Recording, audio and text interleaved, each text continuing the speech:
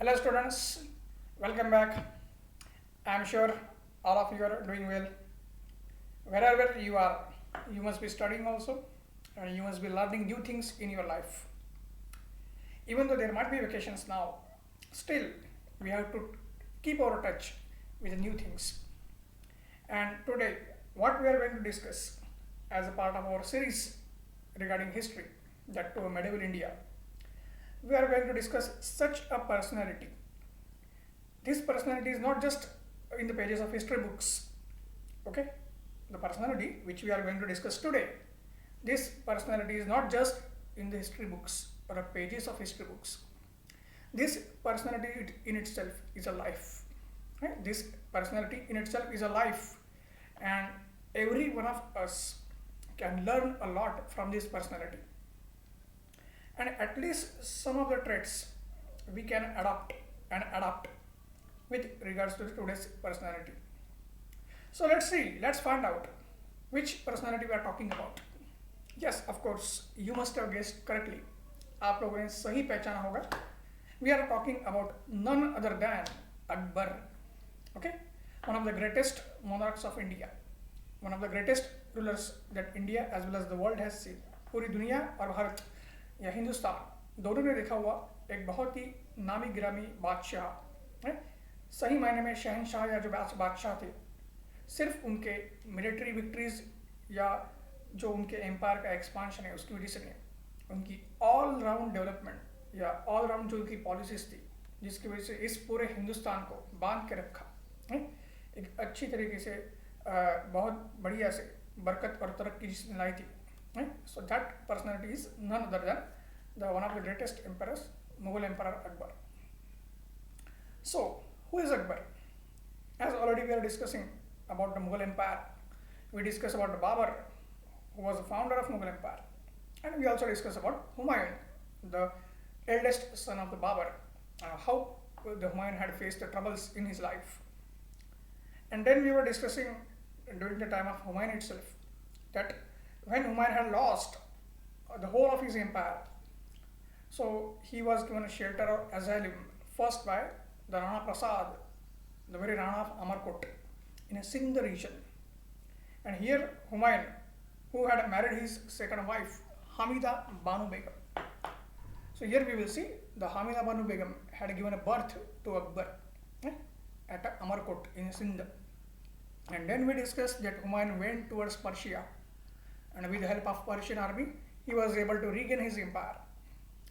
So for the early part of his life, Akbar, one of the greatest monarchs of India, he basically grew at a very place of Amarkot, the very fort of Amarkot, where the Rana Prasad used to live or stay.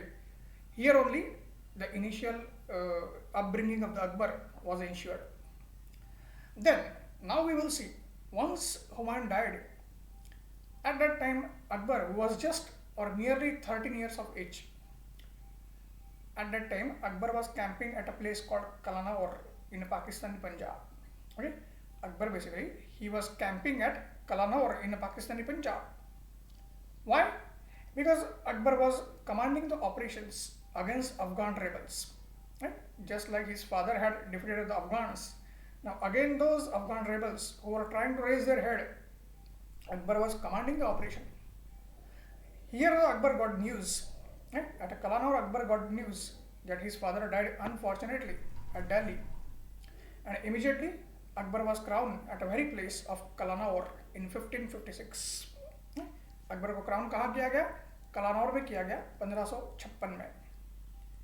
Then you will see, at a very tender age of 13, when he became emperor, so obviously there were so many people who wanted to dethrone Akbar, who wanted to kill Akbar, and who wanted to, we can say, snatch the throne, who wanted to occupy the throne. But here Akbar was basically protected by his regent, and he is famous as Baram Khan. जो अकबर के reagent है उनका नाम था बैराम खान. तो उन्होंने अकबर को अपने हुमायूं की तरह, एक फादर की तरह उनको प्रोटेक्ट किया था, क्योंकि बैराम खान बहुत ही कॉन्फिडेंट पर्सन थे किसके? हुमायूं के. Humayun had given the title of Khan e Khanan to Bairam Khan. So Baram Khan acted like a father to Akbar. during the first 5 years of Akbar's career. Okay, and then we will see Akbar was able to consolidate the Mughal Empire with the help of Baram Khan. Okay? Akbar was able to consolidate the Mughal Empire with the help of Baram Khan. And normally, what happens for any common man, or in the life of any common man, the major challenges normally occur, okay, when the person gains adulthood. Okay, as the person progresses in his life or her life, the person faces the challenges. But the great personalities like Akbar, here that's why we have to understand and we have to learn the things about Akbar. In the case of great personalities like Akbar, if you see, Akbar faced the greatest challenge of his life at a very tender age of 13. At the very start of his career, when he should be playing with other boys, he faced the greatest challenge. He had to face a mighty challenge from Afghans. Even the Afghans were declining, okay, but they had one of the greatest commanders which Indian history has seen. Afghan के पास एक ऐसा commander था, वो Indian history का one of the greatest commander माना जाता है.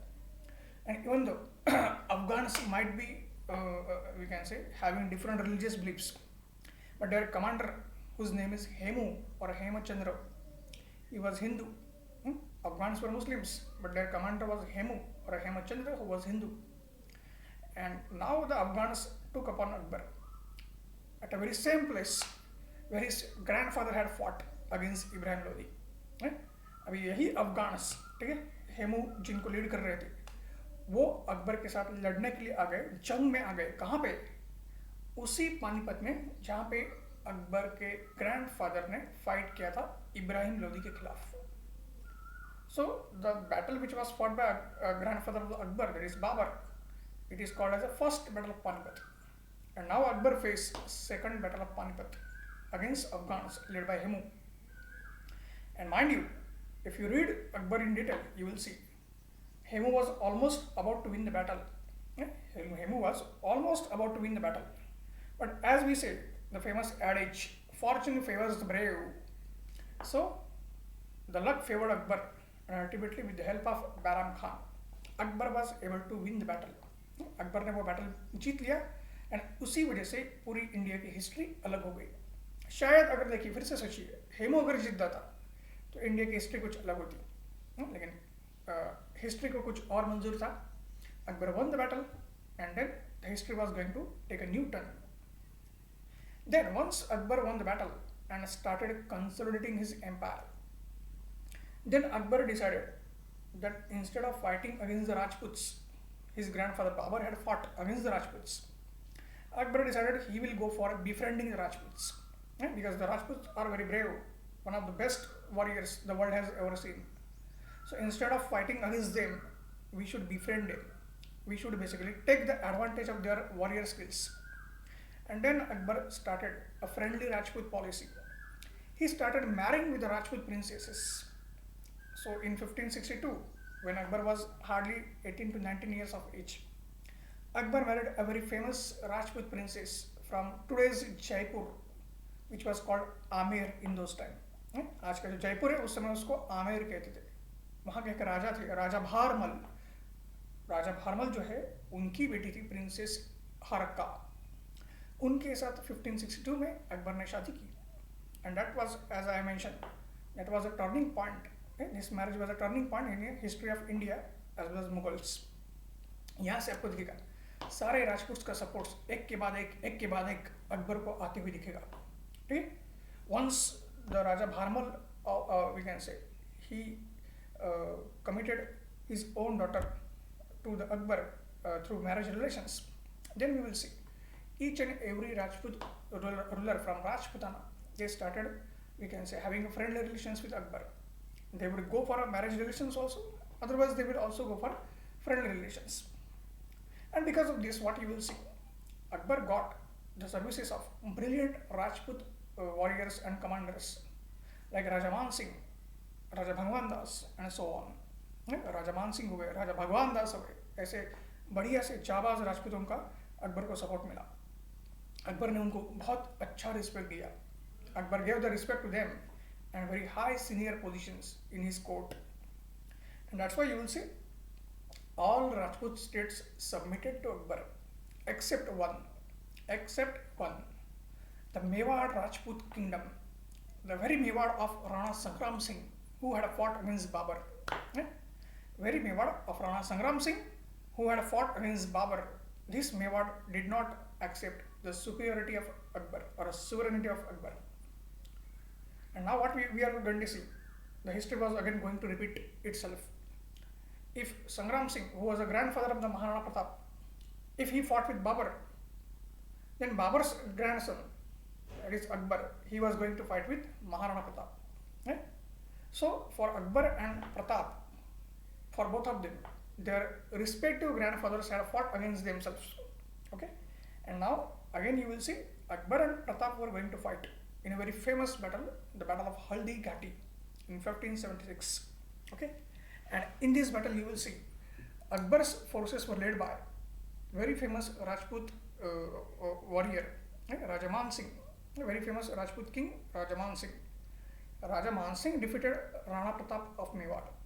Okay, then Akbar basically he combined his Rajput policy with broad religious toleration. Okay, Akbar followed a very secular policy, and as a part of his secular policy, as a part of his Hindu-Muslim unity, he abolished pilgrim tax upon Hindus, and then he abolished jizya, which was an Islamic poll tax. जजिया जो होता है वो Islamic poll tax है जो कुरान की तरफ से आपको अप्रूव किया गया है कि आप नॉन मुस्लिम्स के ऊपर लगा सकते हो. और ये ध्यान में रखना है, जजिया is impose upon every non Muslim, well normally pilgrim tax is Hindu specific. So both these taxes were abolished by Akbar. Then we would see Akbar's Rajput policy proved to be very beneficial both to the Akbar and Mughal Empire as well as to Rajputs also. Why? Because the alliance which the Rajputs now had with the Mughals. Okay? As I mentioned, Akbar got the services of the bravest of the warriors, and Rajput themselves, they got, we can say, the association with the very power which now India was witnessing in the form of Akbar. And in fact what we saw, Akbar always gave the highest respect to the Rajputs. Akbar never tried to impose his sovereignty upon them. He allowed them to be autonomous. Akbar ने क्या किया? He allowed them or Rajputs to be autonomous in their own areas or their own states or kingdoms. And that's why this friendship ensured a long peace. Okay? That's why this Mughal Rajput friendship or alliance ensured a long peace in Rajasthan and North India. And it secured the stability for whole of India. It secured the defense, security and stability for whole of India. And because of the Rajputs and especially Rajput wives, we will see Akbar's religious policy was shaped. The very famous tolerant religious policy or a secular policy of the Akbar, because of which Akbar is very famous in history pages. That was mainly because of the some of the factors. कुछ factors उसके लिए responsible थे कि जिसकी वजह से tolerant religious policy Akbar follow कर रहे थे. तो कौन से फैक्टर थे? पहला, अकबर का बचपन से ही कांटेक्ट आया था सूफी सेंट्स के साथ, like Shaikh Salim Chishti was a very famous Sufi saint and he was a patron saint of the Mughals. So ऐसे सूफी सेंट्स के साथ अकबर का कांटेक्ट आ गया और उनकी लिबरल जो पॉलिसी है, उनकी जो लिबरल और टॉलरेंट रिलीजियस पॉलिसी है, उससे अकबर प्रभावित हुए थे, इन्फ्लुएंस हुए थे. Then Akbar's teacher Abdul Latif.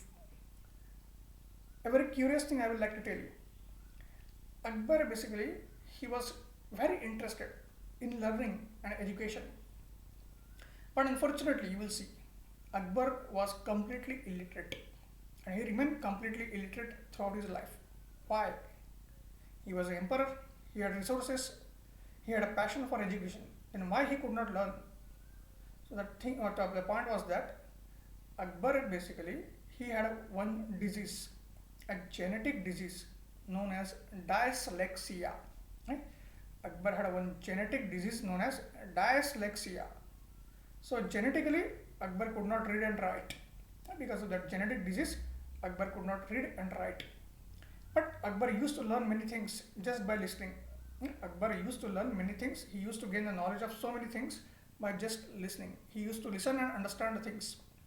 And here the key role was played by Akbar's teacher and preceptor Abdul Latif. And he also shaped Akbar's secular and tolerant religious policy. Abdul Latif जो है उन्होंने भी अकबर की सेक्युलर और जो religious tolerant policy है उसको shape किया था. देन और एक फैक्टर था, जैसे मैंने बताया कि अकबर का जो एसोसिएशन था इंटेलेक्चुअल लोगों के साथ.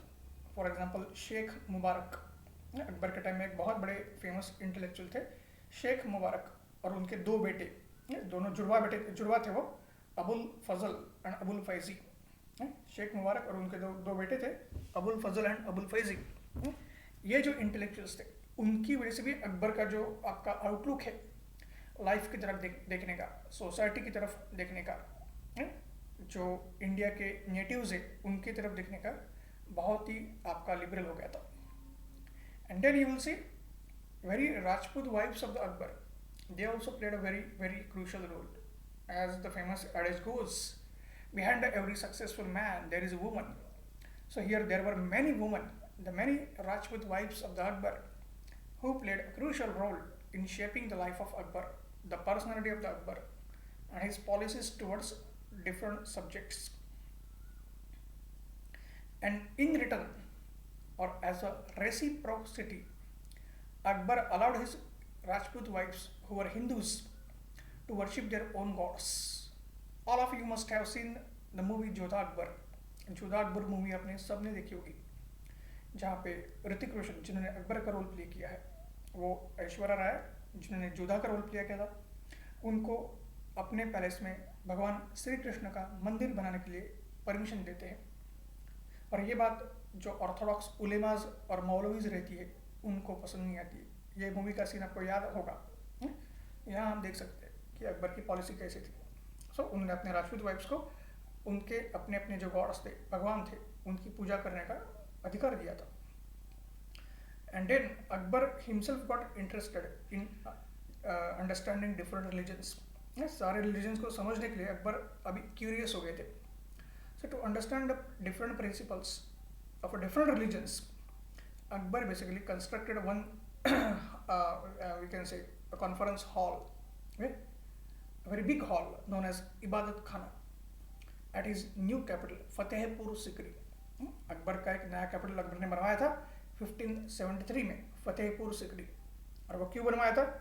अकबर ने 1572 में गुजरात के ऊपर विक्ट्री ली थी, और उसकी गुजरात के ऊपर जो विक्ट्री उनको मिली थी अकबर को, उसको सेलिब्रेट करने के लिए अकबर ने नया कैपिटल बनाया. फतेह मतलब विक्ट्री, सो फतेहपुर सिकरी. तो वहाँ पे उन्होंने एक बिल्डिंग या कॉन्फ्रेंस हॉल बनवाया, इबादत खाना, और उस इबादत खाना में अकबर बैठे थे. And he used to invite different scholars, the scholars of different religious faith, and he used to discuss the different religious policies and the principles at the Ibadat Khana. That also shaped the secular and liberal policy of Akbar.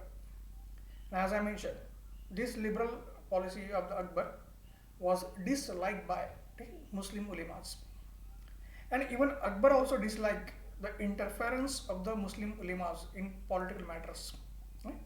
Even Akbar also disliked the interference of the Muslim ulemas into political matters. This also we have to keep in mind. And that's why in 1579 Akbar issued one order or a decree. In 1579 Akbar issued one order or a decree known as Decree of Infallibility, known as Decree of Infallibility, also called Mazhar. Akbar issued one decree or an order known as Decree of Infallibility, known as Mazhar. And then by this decree he proclaimed that Akbar, he has not abandoned Islam. He is born as a Muslim, he will die as a Muslim, but he will basically remain secular. That was made clear by Akbar by the having this mazhar or a decree of infallibility. Then in 1582, to give the proper shape to his secular policy, Akbar brought a new, we can say, a kind of code of conduct known as Din-e-Ilahi. In 1582, Akbar brought a code of conduct known as Din-e-Ilahi. Some historians have interpreted Din-e-Ilahi as a new religion, but practically it was not a religion as such. Let alone a religion, it wasn't a faith, nor it was a sect. Okay, it was a moral, ethical, and social code of conduct.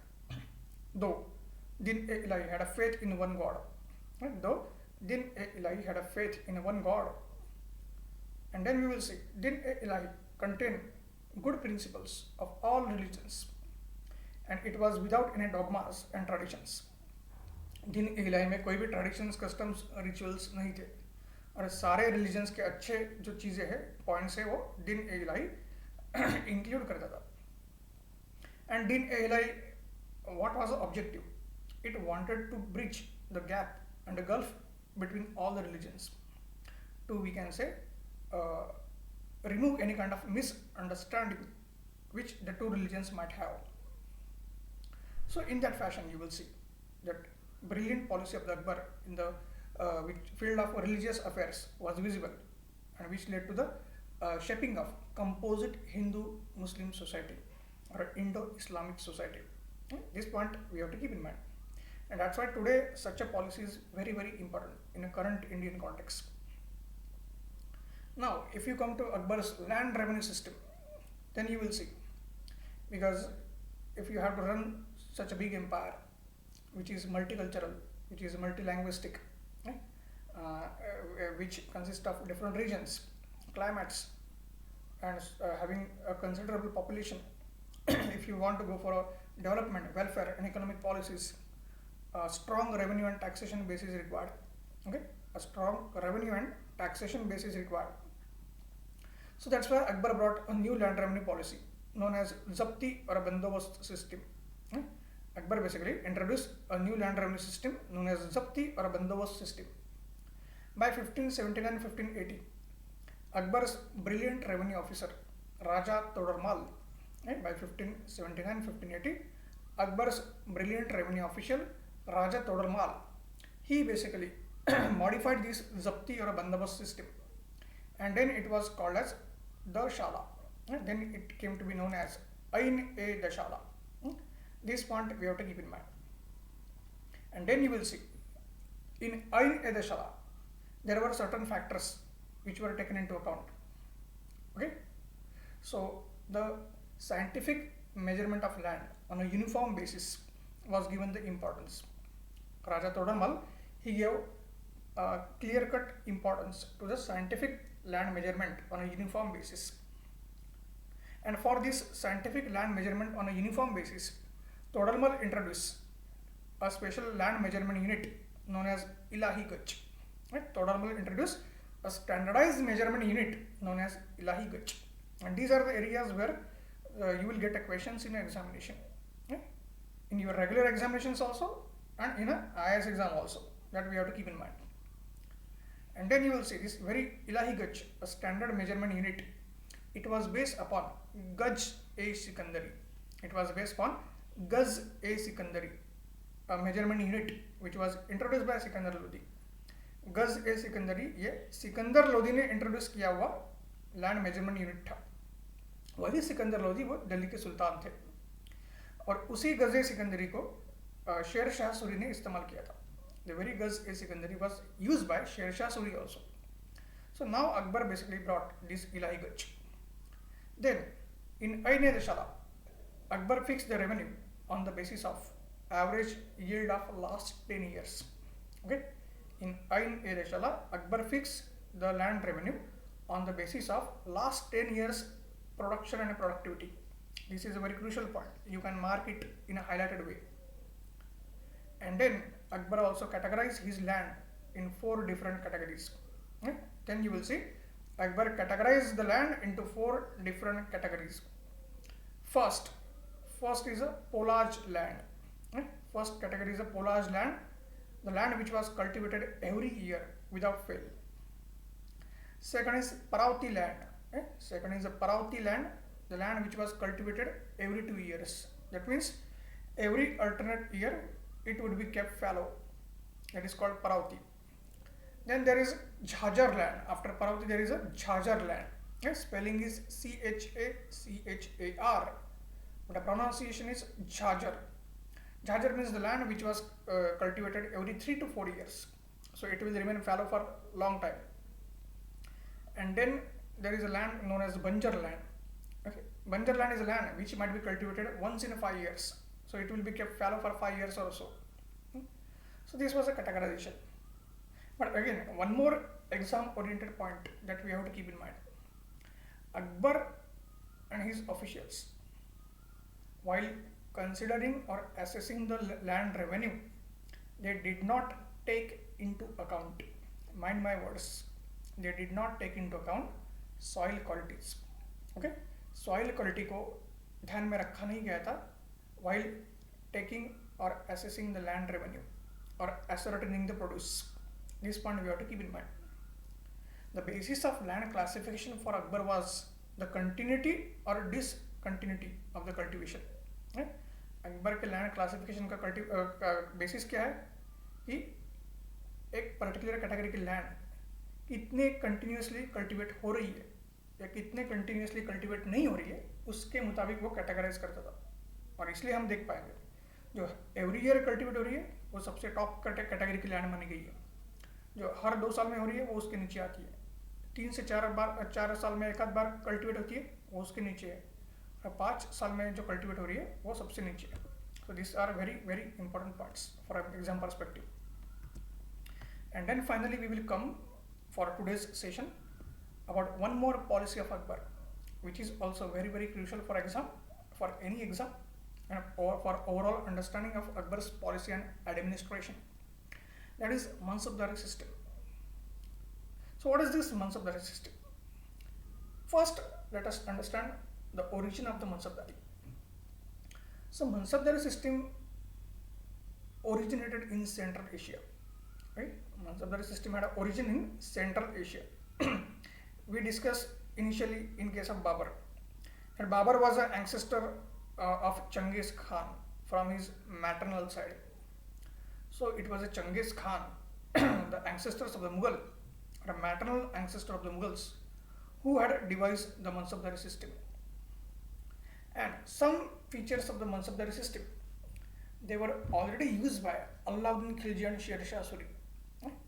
Alauddin Khilji and Sher Shah Suri in their respective military reforms, they had already used some of the features of Mansabdari. So now we should know what exactly is this Mansabdari. So Mansabdari system basically is based upon the term Mansab. Okay, Mansabdari system जो है वो मनसब नाम का जो term है उसके ऊपर base है. तो ये मनसब क्या होती है? मनसब is basically a rank which is assigned to every officer under this system. Mansab is a rank which is assigned to every officer in this system. This we have to keep in mind. Under Akbar, lowest rank was 10 and highest rank was a 5,000. Okay, under Akbar, lowest rank was 10, highest rank was 5,000, and the top ranks were always reserved only for the princes of royal blood. The top ranks like 5,000 or even higher, they would be reserved only for princes of royal blood. So under Akbar, his son Jahangir, he would get the rank of 5,000 or even above that. Then these ranks were divided into 2 parts, Zat and Sawar. So these ranks were divided into 2 parts, Zat and Sawar. Today the word we use Izzat. Izzat ये very common word है, हम use करते हैं हमारे daily life में. So this word Izzat comes from here, Zat. Zat means what? Zat means your personal status, social and economic status. Zat means your personal socio-economic status. Okay? And obviously that status would be dependent upon सवार rank. तो आपका जो status है वो कैसे fix होगा? Obviously आपके under कितने सवार है. ठीक, सवार मीन्स द कैवलरी मैन, घोड़सवार. ठीक, तो जितने ज़्यादा सवार आपके अंडर उतना आपका रैंक और स्टेटस ज़्यादा. अगर आपके अंदर 10 घोड़सवार है या कैवलरी मैन है, so you have the lowest rank. If you have the 5,000 soldiers under you, you have the top rank. Okay? So this was the case. And obviously every sawar or a cavalry man, okay, he had to maintain the 2 horses. Every sawar or a cavalry man, he had to maintain at least 2 horses. Okay, so that if the one horse is injured in a battle or war, then he should have a reserve horse. Okay, this was a concept, or this was a logic behind that. And again, what we have to see, these mansab ranks, they were only given as a part of your service to Mughal Empire. They were not at all hereditary. Okay, this mansab rank is not going to pass from you to your successors.